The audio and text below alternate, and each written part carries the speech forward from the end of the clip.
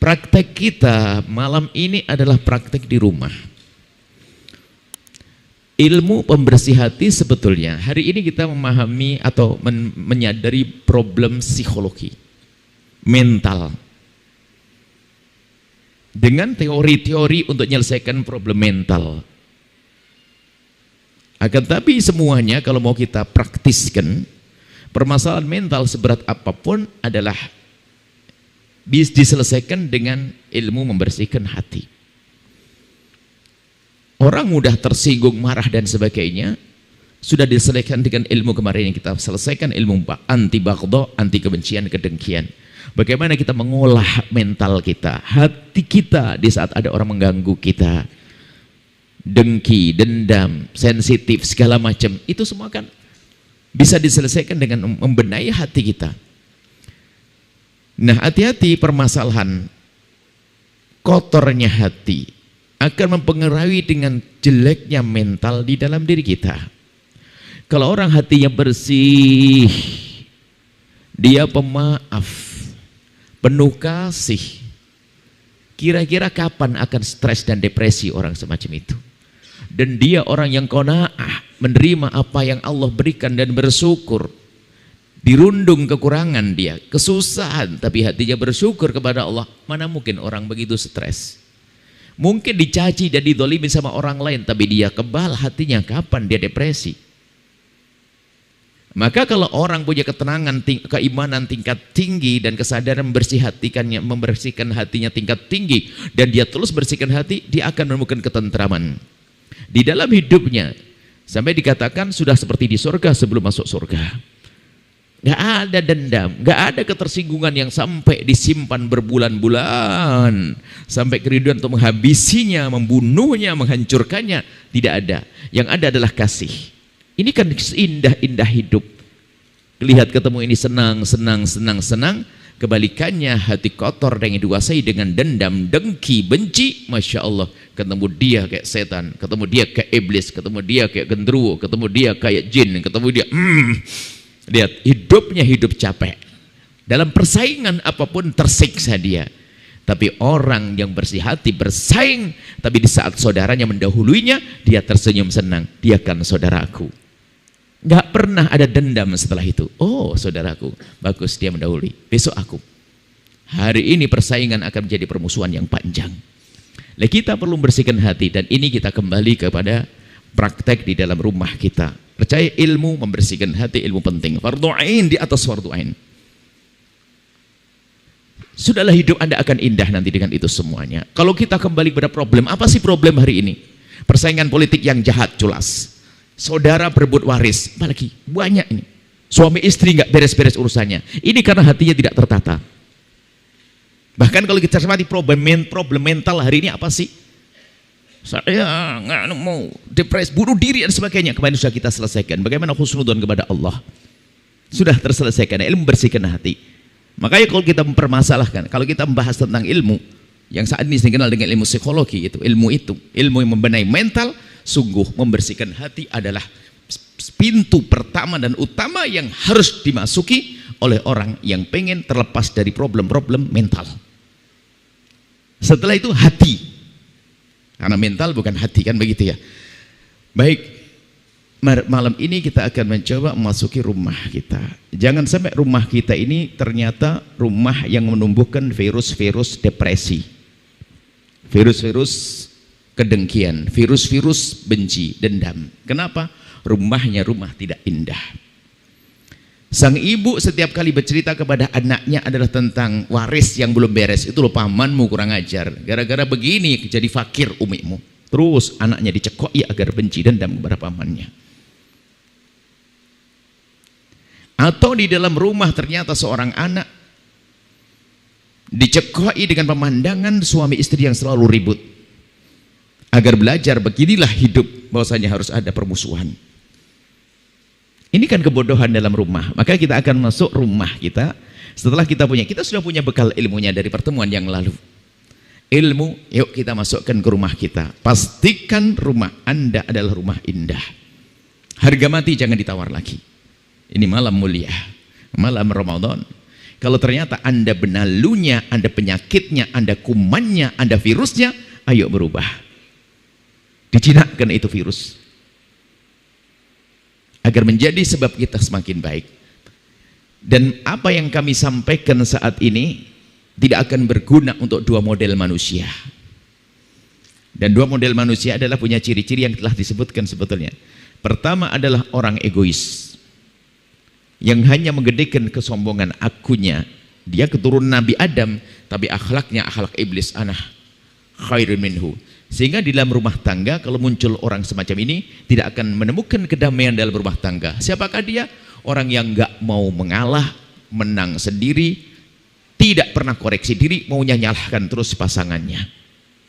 Apakah betul pasangannya salah? Bisa jadi salahnya pasangan karena dia kok.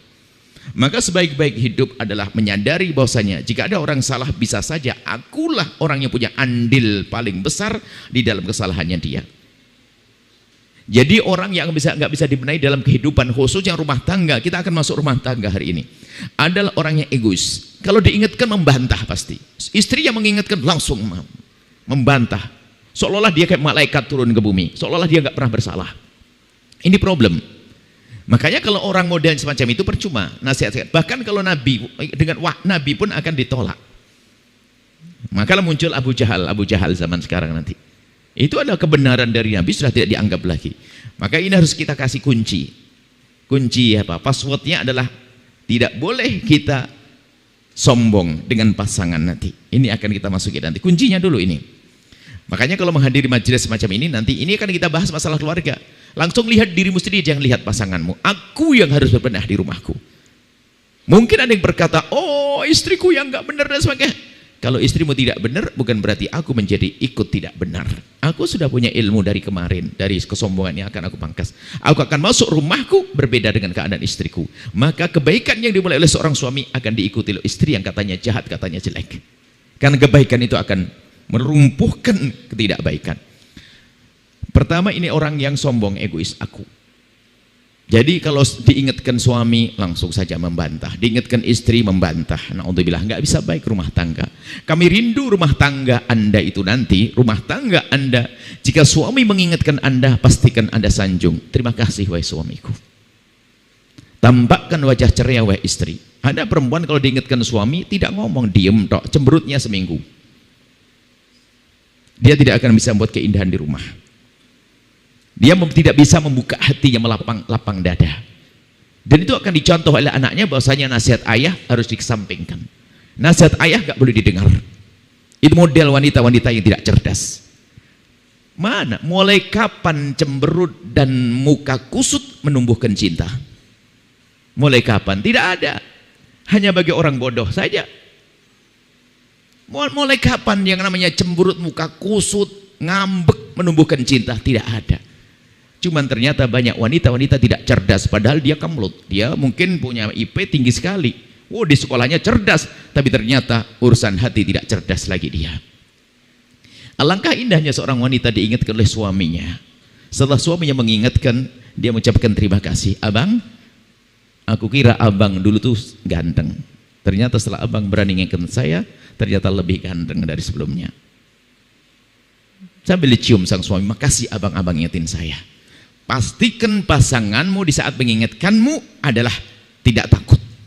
Jangan cemberut. Kalau sudah cemberut, suami nggak mau ngingetin lagi. Ah, daripada cemberut, ruwet, biarin saja deh. Sudah, ini awal kehancuran rumah tangga. Sama seorang suami, hei suami, para suami, wah ini sombongannya lebih banyak lagi. Kalau diingatkan sama istri, seolah dia paling imam, seolah-olah malaikat turun ke bumi. Kalau diingat sama istri, langsung minta diam kau, cerewet, banyak ngomong. Tidak akan baik rumah tangga dengan adanya iblis-iblis pakai kopiah putih seperti ini. Kenapa iblis? Iblis itu kan gayanya sombong, nggak mau diingatkan. Kan kisah iblis Aba wastakbara, iblis. Dan istri tidak ada iblis. Kami rindu Anda pulang ke rumah tangga Anda indah. Dan rumah ini kesombongan ini membahayakan.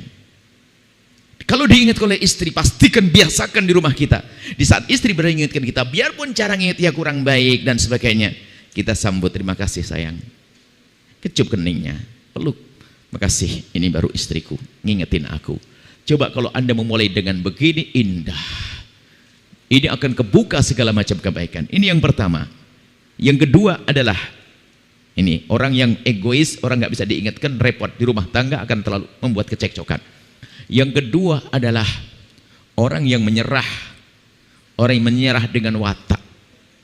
Di samping watak mungkin masalah mental barangkali. Jadi kalau diingatkan, aku memang dari sononya begini, ya sudah, kalau menerima, kalau enggak. Ada orang wataknya keras, wataknya kasar. Ini bahaya juga, kadang-kadang kalau diingatkan, memang saya dari dulu begini, kenapa kamu mau? Wah, ini repot. Ini adalah mublis bentuk kedua. Kalau mungkin permasalahan mental, kita waktu pernah di pesantren itu kan kita mengingatkan ada para guru agar peduli masalah mental anak-anak. Cuma ternyata permasalahan mental ini adalah sebagian anak-anak dijadikan alasan, kan saya kena mental harus dimaafkan, saya kena mental, akhirnya tambah berantakan. Sama seorang istri kadang-kadang minta dimaklumi sehingga menjadi seenaknya sendiri, alasannya apa? Saya kena mental. Ya jelas, kalau engkau kena mental, benahi mentalmu. Ayo datang kepada ahlinya untuk membuat terapi dan sebagainya. Sehingga seorang suami melihat istrinya punya masalah mental, sehingga melihat usahanya itulah akan meredam kesejukan hati, meredam hatinya yang mau marah. Tapi kalau berobat nggak mau, anggap saja jangan urusan mental. Pasangan korengan, disuruh ke dokter nggak mau, setiap malam garuk-garuk ngeluh-ngeluh. Pediater nggak mau, marah, kamu ini garuk-garuk terus, marah terus, ngeluh terus, suruh ke dokter nggak mau, kan begitu. Maka kami ingatkan Anda yang punya permasalahan mental, jangan jadikan permasalahan mental sebab rancuhnya keluarga Anda. Anda pergi ke ahlinya untuk menyelesaikan problem mental ini. Setelah itu hati tadi. Jadi ada orang kalau diingatkan, memang saya dari sono begini, kadang-kadang menyalahkan sukunya. Suku Jawa, Sunda, Batak, memang saya keras-keras, memang suku saya kan suku keras. Kalau ada orang model begini, awas, itu tidak akan menjadi rumah tangga indah. Siapapun Anda, siapa mengatakan orang Jawa kasar, orang Sunda kasar, orang Batak kasar, yang kasar kan diri Anda ya, mau membawa orang lain. Kita ketemu orang Batak lembut ada, orang Madura lembut ada, orang Sunda lembut ada, orang Jawa lembut ada. Yang kasar dirimu nih loh, satu ini kok membawa satu kampung, membawa satu suku. Baik, ini adalah mukaddimah, baru kita akan masuk bagaimana rumah tangga indah. Gini loh kaidahnya. Rumah Anda ini adalah tempat tumbuhnya anak-anak. Jika di rumah Anda ini rumah nyaman, penuh dengan cinta dan kasih sayang, akan tumbuh anak-anak yang sehat pikirannya, sehat mentalnya, sehat hatinya. Sehingga wajib memulai dari diri kita sendiri. Mungkin hari ini kita sering cekcok ribut, tapi hari ini harus selesai. Pastikan di rumah Anda tidak ada caci maki, tidak ada amarah, olo-oloan, gak ada ngambeknya seorang istri, tidak ada banting pintu dari seorang suami atau banting piring, tidak ada. Selamat tinggal dengan kebodohan. Ini yang kita lupakan bahwasanya. Kita mulai dari sini. Pesantren didirikan, sekolah didirikan, tapi kalau di rumah dirusak oleh orang tuanya, apa yang terjadi? Anak tidak bisa benahi, anak bisa berbaik. Kalau rumah tangga biasa dengan percekcokan, perselisihan ini menjadikan anak itu referensinya ya itu, kalau punya masalah ya ribut, bukan menyelesaikan. Kan referensinya ibu bapaknya. Sehingga pas suatu ketika ada pengajian dari sini malam Selasa, kita pulang naik mobil, tiba-tiba di daerah Kedaung sana ada anak-anak kecil rame naik motor, anak-anak SMP naik motor, tiba-tiba berhenti di depan mobil kita. Nggak ganggu kita, enggak.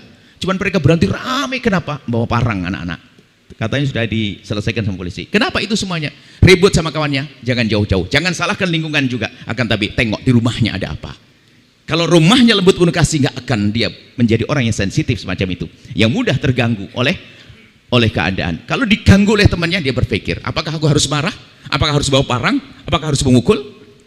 Jadi rumah itu penting, wahai para perindu kemuliaan, perindu kebahagiaan. Kami ingin bahwasanya Anda setelah ini Anda membawa kebahagiaan. Ke rumah Anda harus rumah indah, rumah cinta. Harus. Bagaimana tumbuh anak itu coba? Anda punya anak, termasuk yang tidak punya anak pun harus dengar juga, bukan berarti yang tidak punya anak lo seenak sendiri. Ini adalah kunci untuk menghadirkan kebahagiaan. Ilmu-ilmu yang kemarin kita terapkan di rumah kita dulu dong. Tidak ada sombong, suami nggak sombong sama istri. Ada kesombongan karena ada seorang ustadz. Kalau sama istrinya seenaknya sendiri. Ada suami itu ditakuti sama istri, berarti dia ustadz monster. Kok ada suami ditakuti? Nggak ada hidup tuh saling takut. Istri ditakuti oleh seorang istri, bangga lagi seorang istri ditakuti. Yang perlu adalah disanjung, disayangi, dihormati, dimanja, bukan ditakuti. Ada seorang istri itu kalau ngomong sama suaminya tuh takut, nggak berani. Masya Allah. Sudah begitu anaknya banyak. Itu gimana kemesraan dihadirkan oleh orang-orang bodoh seperti ini? Karena suaminya adalah bukan suami yang menumbuhkan cinta. Dia mungkin karena pangkatnya, mungkin karena ilmunya, karena kekuatannya di rumah diterapkan. Itu kan untuk perang di medan laga itu. Bukan untuk di rumah main tinju sama istrinya, bukan. Di rumah harus indah, ya hamba Allah. Rumahmu harus rumah lembut, rumah keindahan. Untuk tumbuhnya anak-anak dengan baik. Ini serius pelajaran ini. Ini yang terlupakan. Di pondok kayak apa? Lihat permasalahan-permasalahan anak di pondok selama ini. Ternyata di rumah punya masalah dulu dengan orang tuanya. Sehingga mentalnya sudah rusak. Dirusak oleh orang tuanya. Pengalaman ibuku berantem terus, ayahku begini dan sebagainya. Maka sekarang ayo kita jadikan rumah kita rumah indah. Percaya. Harus kita buat rumah indah. Selamat tinggal caci maki. Selamat tinggal perendahan di rumah kita. Perlu membayangkan ini, rumah Anda harus rumah baik. Kita mulai dari suami yang mengerti keadaan istri, istri suami. Harus rumah tangga indah, bahagia. Anda bisa membayangkan gini loh. Anak Anda, anak yang tiba-tiba buka pintu kamarnya, dia dari kamar ngelihat ayah ibunya di meja makan itu lagi cubit-cubitan, lagi suap-suapan. Lalu dia menutup kembali pintu. Dia terekam di otak dan hatinya, oh begitu ya hidup tuh. Begitu ya hidup itu. Diam-diam dia ngeresep dan mengakar, menguat di dalam hatinya. Oh ibuku menghargai ayahku, ayahku menghargai ibuku. Oh indahnya hidup begitu. Ini banyak cabang-cabang kebaikan yang ada di hati. Setelah itu apa muncul? Penghormatan terhadap ayah. Dia nggak akan berani melanggar ayah. Kalau aku melanggar ayah, ibu pasti marah. Karena ibu kompak banget dengan ayah. Mau melanggar ibu, nah ini adalah akan muncul kebaikan yang banyak di sini. Berbeda dengan tetangga sebelah, dibuka pintu lihat ayahnya berantem. Lanjutin sampai pagi. Marah, cuma nggak puas dengan ayah ibunya. Nggak hormat kepada dua-duanya. Makanya Anda pilih yang mana? Anda ini cerdas loh ya. Jangan milih berantem. Penghargaan pasangan itu akan dirasa oleh sebagai seorang anak adalah satu penyejuk di hatinya. Penghargaan suami istri, ayah ibu bagi seorang anak adalah penyejuk. Gambarannya juga begini, kita buat satu contoh, ada anak pulang sekolah. Ini gambaran saja. Ada anak pulang sekolah, mau salaman dengan ayahnya. Ayahnya di rumah. Di saat mau bersalaman dengan sang ayah, ayah menolak. Jangan sayang, ntar dulu dong. Sambil dicium keningnya. Kenapa ayah? Kata baginda Nabi, ibundamu dulu dong sayang, umikmu dulu. Sang ayah, sang anak berlari ke ibunya. Pede, percaya diri, langsung menyambut tangan ibunya. Rupanya tangan ibunya ditarik juga. Ntar dulu sayang, sambil dicium. Kenapa umi? Imam kita di rumah kita ini adalah ayahmu. Sana ke ayahmu. Diantarin sama ibunya untuk salaman dengan ayahnya. Lihat, keadaan ini membingungkan bagi seorang anak.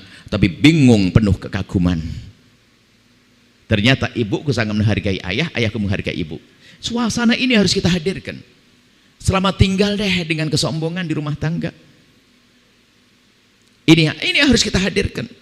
Hidup anak akan menjadi baik, mentalnya menjadi benar. Karena yang dibaca dalam kehidupan orang tuanya ini referensi. Mereka akan menjalani hidup juga berumah tangga. Karena yang dilihat orang tuanya suka berantem, cekcok. Kalau dia punya masalah sedikit saja dengan suaminya, sudah punya contoh. Referensinya apa?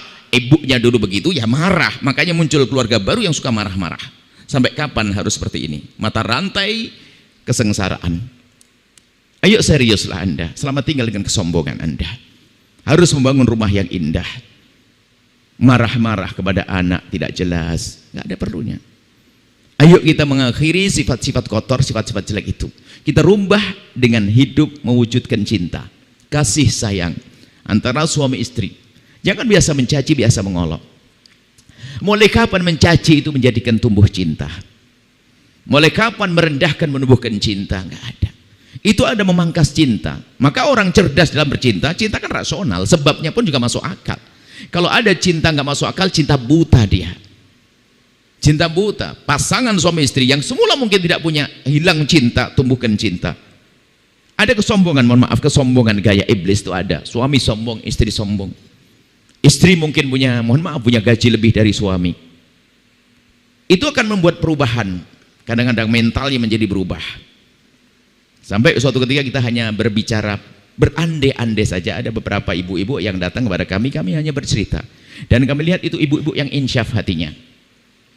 Kami hanya ngomong begini, ada sebagian istri mungkin hanya karena sedikit sukses dalam urusan beragamanya, senang ngaji barangkali, ekonominya dan sebagainya. Dia itu kalau berkomunikasi telepon sama orang-orang itu bisa lembut, Masya Allah enak. Tapi giliran ngomong sama suaminya sedikit ngangkat suara. Rupanya ada seorang ibu mengatakan, Buya itu benar saya banget itu. Langsung kami jawab, kamu akan benar karena kamu insyaf, kamu sadar. Kadang begitu, sama orang lain bisa ngomong, sama seorang laki-laki bisa mungkin seorang direktur perusahaan yang paling dikagumi, dia hebat, Masya Allah santun, lembut, supel, tapi di rumah ternyata nggak bisa ngomong lembut dengan istrinya. Bukankah itu orang yang paling bodoh? Punya ilmu lembut diterapkan ke orang di dalam rumah tangga? Tidak. Nggak perlu kita mencaci, nggak perlu kita marah, nggak tungolok. Ini ilmu rumah tangga ini. Dari sinilah kita memulai untuk menciptakan, untuk menghadirkan anak-anak yang baik. Anak-anak yang Masya Allah, anak-anak yang nanti kenal cinta, mentalnya sehat. Rumah tangga adalah penting. Nabi menyebutkan, khairukum li ahlihi wa ana khairukum li ahli. Sebaik-baik kalian adalah yang paling baik kepada keluarganya. Sebaik-baik kalian yang paling baik kepada keluarganya. Nah ini. Dan aku paling baik terhadap keluargaku. Artinya begini, jika ada suami yang baik kepada istrinya, maka sebaik-baik suami. Jika ada istri baik kepada suaminya adalah sebaik-baik istri. Jika ada seorang ayah baik kepada anaknya, sebaik-baik ayah. Jika anak baik kepada ayahnya, sebaik-baik anak, dan seterusnya. Dan rumah indah. Sekarang ada seorang anak dari Surabaya pulang ke Cirebon, itu bukan karena rindu pada ayahnya, hanya untuk mengambil uang sekolah, uang kuliah. Sama ayahnya biasa saja. Karena memang tidak ada kerinduan, sudah, karena ada marah yang gak jelas, ribut terus bapak ibunya. Sampai kapan rumah seperti ini? Ayo kita koreksi. Tidak cukup ibadah-ibadah. Dengan Allah harus baik, tapi dengan sesama manusia harus kita benahi. Dan manusia yang bersama kita, di rumah kita, keluarga kita. Membangun rumah tangga yang indah itu penting sekali. Jangan sampai kita menuruti hawa nafsu kita, caci maki, olok-olokan. Dan setelah ini pastikan Anda jangan biasa memandang kekurangan, melihat kekurangan pasangan Anda. Kalau cari kekurangan pasti ada. Kekurangan pasangan kita pasti ada, seperti kekurangan kita juga banyak kok. Karena kita bukan malaikat. Maka bodoh kalau kita hanya fokus pada kekurangannya, sementara masih banyak kelebihan kebaikannya. Bahkan kecerdasan yang sangat khusus adalah kecerdasan mencari kebaikan. Jadi bisa saja menemukan sisi kebaikan yang harus dilihat. Itu cerdas namanya. Tapi sebaliknya, menjadi sebuah kebodohan yang pandai melihat kekurangan. Dimanapun dia akan tersiksa. Setiap ketemu orang yang kelihatan kekurangannya. Sehingga karena yang terlihat kekurangannya, dia susah berbuat baik. Dan dia tersiksa. Termasuk hukuman yang Allah berikan kepada seorang hamba adalah di saat dia sering melihat kekurangan orang lain, sehingga dia sumpah dengan itu semuanya. Tapi orang yang salamatus sudur, qalbun salim, hatinya selamat di dunia, sudah seperti merasakan di surga sebelum masuk surga, adalah punya qalbun salim, hati selamat, yang susah melihat kejelekan orang dan susah ngedendam sama orang. Jadi sama orang husnudzon, baik semuanya, Masya Allah, indah. Apalagi itu pasangan kita, istri kita, istri yang ada di rumah, suami yang ada di rumah. Ayo kita serius dalam hal ini. Kami rindu bahwasanya rumah tangga Anda rumah tangga bahagia. Kalau memang Anda tergolong orang yang mulut Anda kasar, suka ngomong jelek kepada istri, Anda perusak rumah tangga Anda. Anda akan merusak anak Anda. Gambarannya begini, jika ada suami kalau ngomong sama istrinya kasar, suka menjelekkan sang istri, ada dua kemungkinan. Memang istrinya sangat jelek barangkali. Kalau memang istrinya sangat jelek terus diungkap oleh sang suami, mungkin anak mempercaya omongan sang suami tadi, ayahnya. Maka apa yang terjadi? Sang anak benci kepada ibunya. Membenci ibu, mukaddimah dia, kehancuran di neraka, masuk neraka. Atau tidak, ibunya baik, hanya ngomong ayahnya saja yang kasar, omongnya nggak benar. Ayahnya suka menjelekkan ibu, padahal ibu baik. Apa yang ada di hati anak? Benci kepada ayahnya. Nggak ada baiknya pokoknya. Sampai di dalam Al-Quran itu ada manajemen ribut loh ya, kalau kita paham. Bagaimana? Permasalahan rumah tangga selalu ada. Kalau tidak ada, hanya ada di surga. Manajemen ribut ada. Kalau mau ribut dengan pasangan itu ada aturannya. Bahkan kalau kita hayati, kita resapi, ternyata hasilnya keindahan karena Al-Quran ini mendidik. Jadi kalau ada kesalahan suaminya faiduhunna, kan begitu. Kalau ada permasalahan, nasihati ya wajar, menasihati, memberi nasihat, saling mengingatkan dan sebagainya. Cuman kadang dengan saling menasihati karena kedekatan orang suami istri tidak gampang didengar itu nasihat. Kadang dinasihati tambah rame lagi, dinasihati tambah lagi, karena ada unsur kesombongan tadi. Dinasihati bantah, nggak ada ujungnya. Setelah faiduhunna, berikan nasihat, setelah itu apa? Ada pungkasan. Cerai itu nanti, jangan dikit-dikit cerai. Ini hanya orang nggak cerdas, dikit-dikit cerai apa itu? Setelah kita beri nasihat, nggak bisa bermacam-macam cara, hakaman mengutus utusan untuk mendamaikan. Ada disebutkan dalam Al-Quran terakhir ini, kalau ingin menyelesaikan problem, selagus bukan sekedar terakhir, akan tapi kita jadikan kebiasaan hidup kita. Apa? Wahjuruhunna fil madaji. Kalau sudah ributnya sudah muncak, diemin. Jangan ngomong, ngediemin, tapi ngedieminnya tuh ini kan pendidikan. Fil madaji, di tempat tidur. Jadi gini, suami istri mungkin lagi bermasalah, pokoknya bermasalah, tapi jangan ditampakkan depan anak-anak supaya tidak rusak mental anak kita. Di depan sang suami tetap saja lain, mana buat masak nasi, nyiapin ini dan sebagainya, buatkan kopi. Sang suami juga tetap biasa seperti tidak pernah ada apa-apa. Tapi kalau sudah masuk kamar, dikunci bunyi, dung, mulai sekarang, ya, mulai ini. Mulainya bagaimana? Sudah diem. Wahjuruhun, dan diemin, tapi bukan di mat'am, di meja makan. Maidatul di maidah, tempat makanan. Demi di saat diranjang. Di kamar Anda diem. Coba bayangin, ini kasur, ini ranjang. Suaminya ngadep ke arah barat, istri yang ngadep ke arah timur. Punggung-punggungan.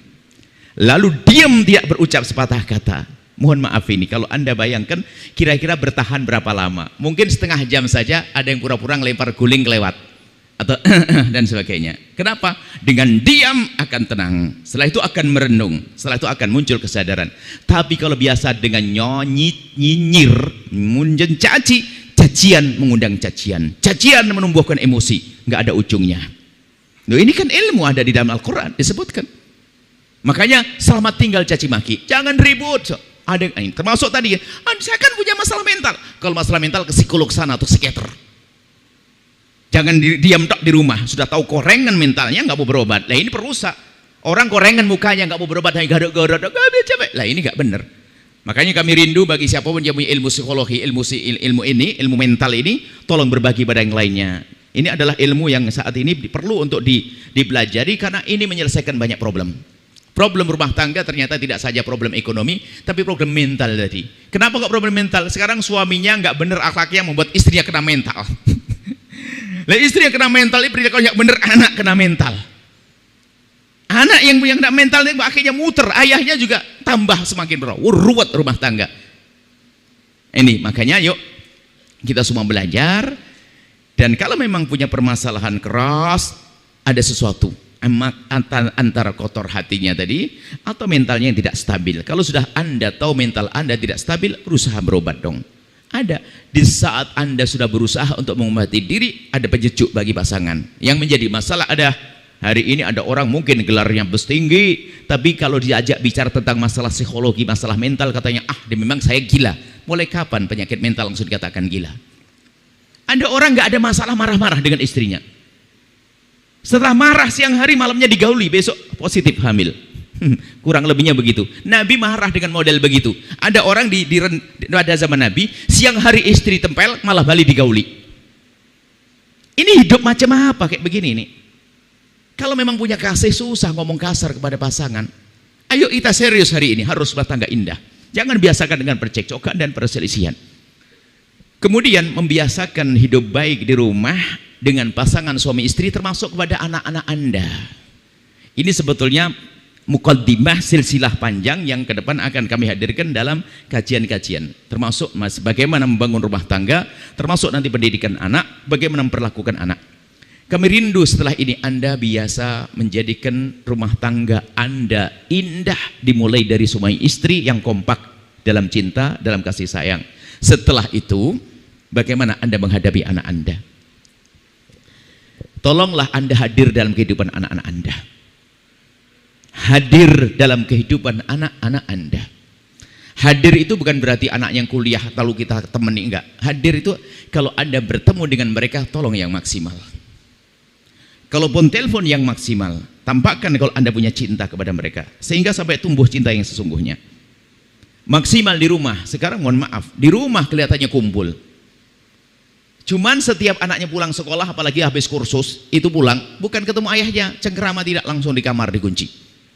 Bahkan kalau ketemu di meja makan yang sama, Masya Allah, nggak ada sapa-sapaan hati. Sang anak ngadep ke sana dengan handphonenya, sang istri dengan handphonenya, sang suami dengan handphonenya. Mana keindahan? Bubar, selesai. Tidak, mungkin sebagai ini, termasuk mungkin di rumah kita harus ada rambu-rambu yang indah. Selama di rumah, ayo kita maksimal menghadapkan wajah kita kepada pasangan kepada anak-anak, dan sebagainya. Kita hidup yang serius di rumah. Handphone letakkan. Selagi di rumah, selama tinggal handphone.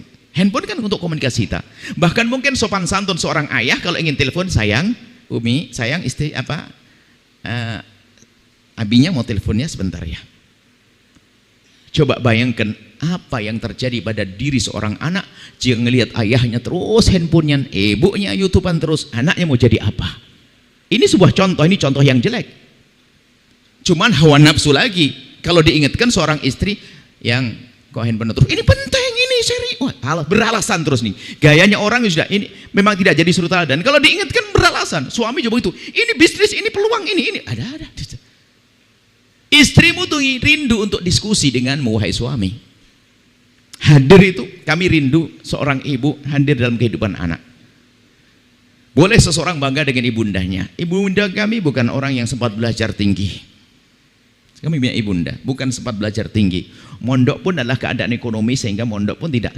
Akan tapi beliau adalah masih ingat kami waktu masih kita ya di rumah. Setiap kami belajar, beliau ada di samping kanan kami. Di samping kanan kami, dan kami merasakan hangatnya tangan beliau. Sesaat tangannya itu begini, di leher kami itu. Dan di tangan beliau ada tasbih, sama biasanya ada melinjo bakar, kemudian ada beton bakar. Kami suka bakar-bakaran begitu. Jadi sudah disediakan oleh ibunda kami. Sampai kami bayangkan kalau hal ini dilakukan oleh semua ibunda, alangkah indahnya hidupnya seorang anak. Apa sih salahnya wahai ibu yang soleha, yang jago ngaji, jago ibadah, sering umrah bolak-balik itu, yang puasa Senin Witir. Apa sih repotnya kalau Anda duduk di samping anak Anda yang sambil belajar? Allah, itu lebih bagus daripada rokaat yang Anda tegakkan. Karena apa? Mungkin dia lagi browsing internet, di samping Anda akan terjaga dia. Kemudian di saat dia belajar, Anda duduk di sampingnya, maka akan terpacu, termotivasi, semakin semangat. Sesaat tangan Anda memegang kepalanya, seolah memegang pundaknya. Allah, indah. Kita ingin biasakan hidup semacam hadir itu, maksudnya seperti itu. Baginda Nabi kalau sampai di rumah hadir. Jangan mentang-mentang ahli ibadah sampai di rumah, mohon maaf sayangku, abinya mau baca Quran 3 juz lagi. Apalagi yang seorang direktur perusahaan ntar buka laptop lagi di rumah. Ntar dulu, kalau harus buka laptop minta izin. Yang abinya ada ngelembur boleh? Minta izin dong. Itu haknya istri untuk Anda senangkan. Adab itu penting, ya hamba Allah. Seorang istri apalagi, Masya Allah, suaminya mau ngomong dari tadi nggak bisa-bisa, handphone dan terus YouTubean terus. Ini istri model apa itu? Mohon maaf ini, kalau Anda hari ini harus minum jamu pahit, minum, tapi setelah itu Anda sehat. Kami rindu Anda itu bahagia. Kami rindu Anda itu senang. Kami rindu anak-anak Anda sukses, ya Allah. Temani mereka. Dekatlah Anda dengan mereka. Kalau Anda tidak jadi teman karib bagi mereka, mereka akan punya teman orang yang tidak punya pengalaman menjerumuskan mereka. Kenapa kita tidak segera sadar urusan ini? Kemudian juga perlakukan anak dengan penuh kasih lembut. Kadang-kadang kita ini mohon maaf, Anda punya cita-cita tinggi, ambisi, anggap saja, ambisi, sehingga ini kadang merusak anak. Mohon maaf, anak Anda itu bukan sekedar badan yang digedekan seperti ayam potong, bukan. Ada mentalnya, ada pikirannya, ada hatinya. Harus Anda perhatikan sisi-sisi lain. Bukan Anda kasih makan yang banyak, yang sehat, bergizi. Bukan, hatinya perlu Anda perhatikan, mentalnya perlu Anda perhatikan, pikirannya perlu Anda perhatikan. Sehingga tolonglah ayo hari ini mulai lembut kita, memperlakukan anak-anak kita sebagai anak yang penuh kasih. Kadang maksudnya baik, seorang ibu ini lupa kalau dia adalah anak. Mohon maaf ibu yang solehah, kadang-kadang kita ini ngajar anak itu gak sabar. Kalau salah sedikit langsung bilang, kamu udah fokus, matamu kemana? Ini loh, nak, ini loh. Ba, bis. Yang ngajar itu. Suka marah. Ada apa dengan marah? Kenapa harus marah? Kenapa kita tidak mendahulukan kelembutan? Mohon maaf kita nyuruh anak kita. Tolong kebiasaan, ini dikiaskan saja Anda. Ini sekedar contoh, tidak mungkin kami hadirkan permisalan di rumah kita. Mungkin anak kita suruh, sayang, bantu Umi sayang ya, nyapu. Bantu, iya, setelah nyapu. Sang anak nyapu, hanya bagian tertentu tuh kotor, sampahnya belum dibuang dan sebagainya. Ini seorang ibu, ini kadang-kadang terburu-buru. Siapa yang nyapu tadi? Saya, Umi, sayang. Kalau nyapu yang benar sekalian, kalau nggak bisa bersih, nggak usah nyapu sekali. Ada apa dengan begini nih? Kenapa kok gaya kita kok gaya nyalain dulu sebelum menyanjung dia? Kenapa tidak ngomong begini yang indah sayang? Siapa yang nyapu? Saya Umi. Makasih anakku yang cantik soleha. Makasih telah bantu Umi ya. Sambil dikecup keningnya, kemudian diarahkan. Sayang, nanti ke depan kalau nyapu sekalian dong ya. Itu. Duh, kenapa indah begini tidak dipilih? Kita perlu ilmu. Ini kasih mukaddimah. Nanti Anda ikut silsilah bagaimana mendidik anak. Kadang di rumah kita ini adalah kita jalani hidup tanpa ilmu sehingga berantakan rumah tangga. Sehingga itu mau masukkan sekolah biar pintar. Di sekolah bikin masalah kok. Di sekolah bikin masalah, mau dinikahkan bikin masalah di rumah tangga. Suaminya baik jadi gak baik gara-gara anak kita. Ayo. Nah ini koreksi buat diri kita. Maksud kami singkatnya adalah ayo pastikan rumah tangga Anda rumah tangga yang indah. Penuh kasih, saling menghargai, saling menghormati, dan anak-anak tolong jangan biasa dengan anak pandai menghardik saja. Kalau mengingatkan, Allah diingatkan. Cuman kami sampaikan kepada anak-anak, kalau ternyata ayah ibunda mau mengingatkan dengan cara yang kasar, ibumu tetap ibumu, jangan protes. Itu kan pendidikan berbakti. Biarpun ayahmu katanya jahat, kamu benar, tetap dia adalah ayahmu. Akan tapi kami mempersiapkan kalian wahai anak-anakku, kalian akan menjadi ayah suatu ketika nanti. Kalau tidak baik dari ayahmu jangan ditiru. Cuman jangan sampai sekarang protes, iya makanya saya jadi jelek begini karena ayahku begitu. Anda nyalahkan sudah gak benar sebagai seorang anak. Jangan Anda menyalahkan orang tua. Ini pelajaran kemarin, minggu malam 27 atau 26 itu. Jangan suka menyalahkan orang tua sudah. Kalau orang tua marah kepada Anda terima. Ini pendidikan anak untuk bersihkan hati juga. Tapi malam ini pendidikan apa yang harus Anda lakukan oleh sebagai seorang suami kepada istri Anda. Seorang istri kepada suami. Ayah ibu kepada anak, sehingga rumah tangga Anda rumah tangga indah. Dan tolong jangan perdengarkan kepada anak Anda kebenaran tapi menjerumuskan. Benar terjadi tapi tidak semuanya boleh ceritakan. Kadang yang mengajarkan dendam itu ibunya loh. Urusan waris tadi diceritakan, tahu enggak? Ayahmu, pamanmu itu loh. Itu yang paling rebut waris, setiap hari dibahas sehingga benci sama pamannya.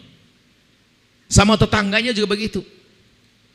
Kita perlu membersihkan hati, ajari anak kita sejuk, kebal. Kalau gambarannya begini, kita punya kebun, tiba-tiba ada sapi tetangga masuk, ngabisin kebun kacang kita. Kacang panjang itu kan tinggi, dimakan sapi kan enak banget. Kelihatannya anak kita dengar berita itu. Kelihatannya mukanya mulai marah, lalu kita tanya, sayang kamu dengar berita apa tentang kebun kita? Ayah, ini kurang ajar tetangga kebun, sapinya masuk. Oke, sini sayang. Ayo angkat tangan. Apa ya? Doain bismillahirrahmanirrahim. Ya Allah, semoga tetanggaku, kami jaga tetangga kami ya Allah. Semoga sapinya semakin banyak ya Allah. Semoga punya kebun sendiri ya Allah. Semoga ke depan nggak ngerusak kebunnya orang ya Allah. Muliakan dia ya Allah. Ini. Kita ajari mendoakan yang baik. Supaya anak kita tidak biasa dengan dendam. Kalau kita ingin negur tetangga, babnya lain, negur tetangga. Tapi jangan diajari anak memusuhi tetangga. Tapi ayah yang tidak baik, waktu ayah anaknya ngadu. Nak, kamu dengar berita apa hari ini? Ayah, ada sapi masuk rumah kita, sampai ngerusak tanaman. Ayahnya memang ayah model madhab iblis, langsung ngomong, kamu tahu nak, 2 tahun yang lalu lebih parah lagi.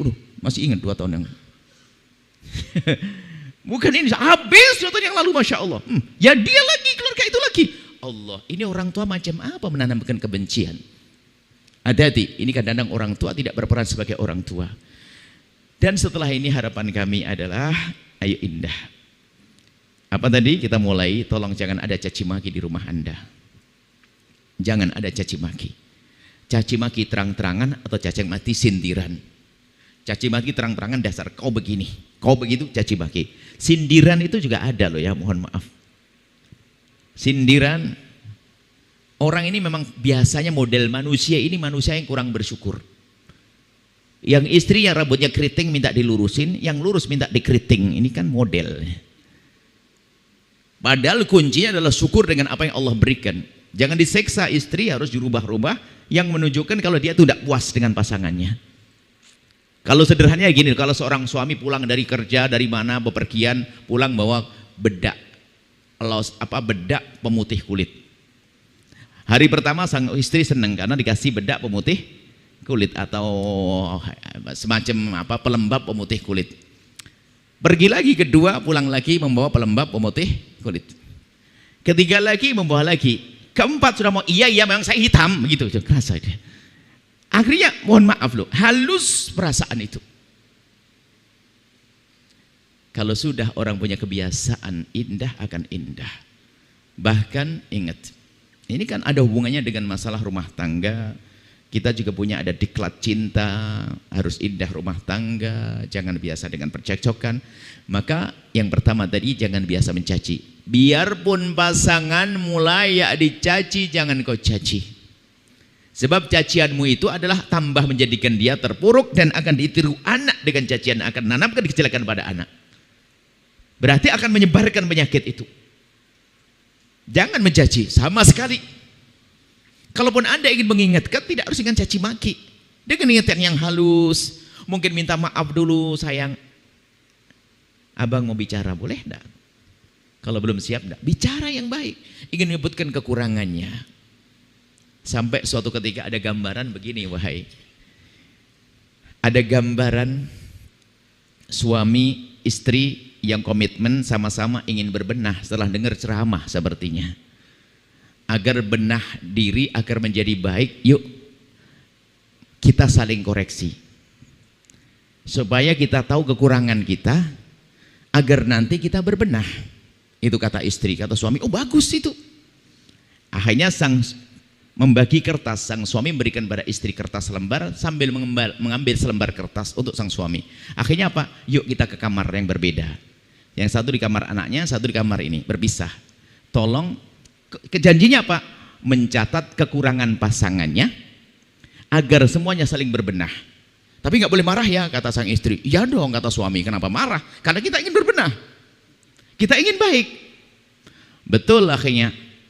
Setelah beberapa menit, setengah jam, dilipat, taruh di kertasnya. Sang suami menyerahkan kertasnya kepada sang istri menyerahkan kertasnya kepada sang suami.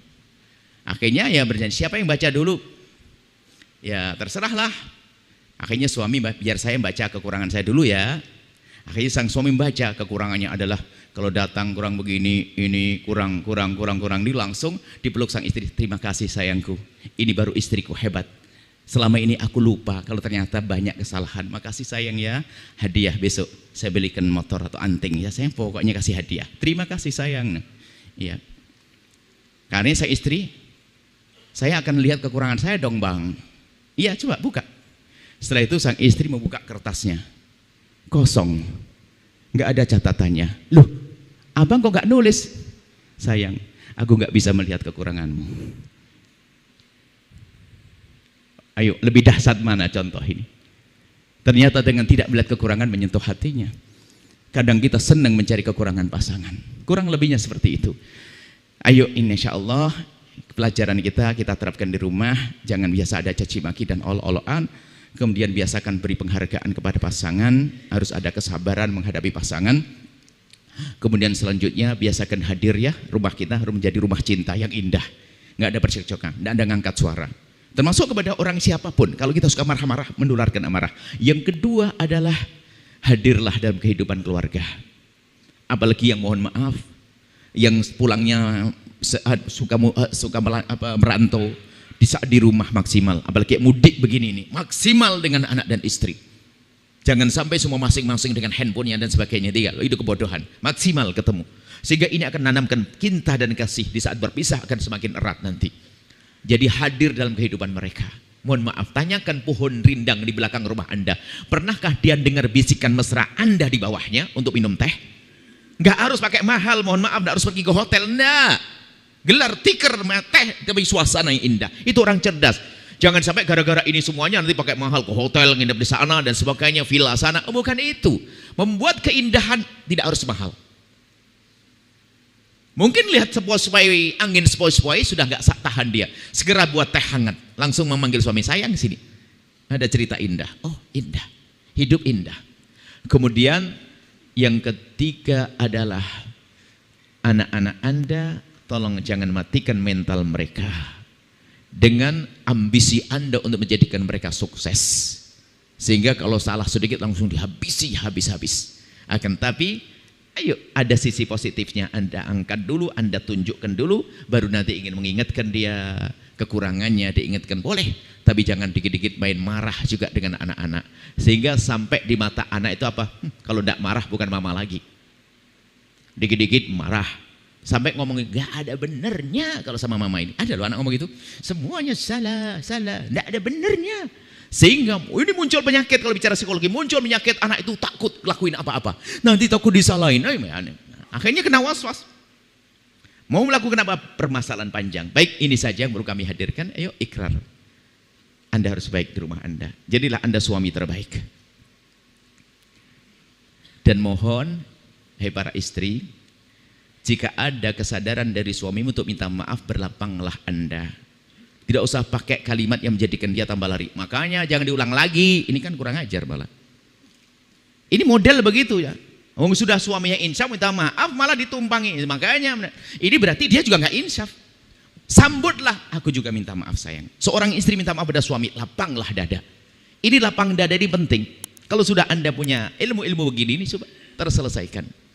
Di rumah Anda akan indah, di rumah Anda akan bahagia. Dan insya Allah lebaran ini adalah untuk mewujudkan itu semuanya.